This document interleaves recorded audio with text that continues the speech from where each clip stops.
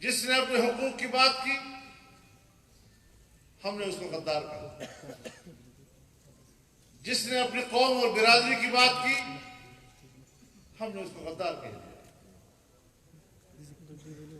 ریاست کی ذمہ داری ہوتی ہے کہ وہ ملک کے لیے وفادار پیدا کرے، دوسروں کو کافر کہنا اور کافر بنانے کی اسلام کا مزاج یہ ہے کہ دنیا کو دعوت دو مسلمان ہونے کے لیے، اسلام کے رحمت کے دائرے میں انسانیت کو لاؤ، یہ تعلیم ہے اسلام کی۔ اسی اصول کی بنیاد پر یہی فریضہ ہے ریاست کا کہ وہ ریاست کے ہر شہری کو،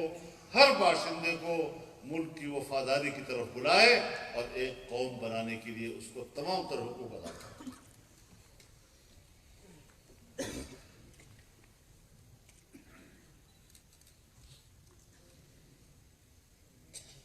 میرے محترم دوستو،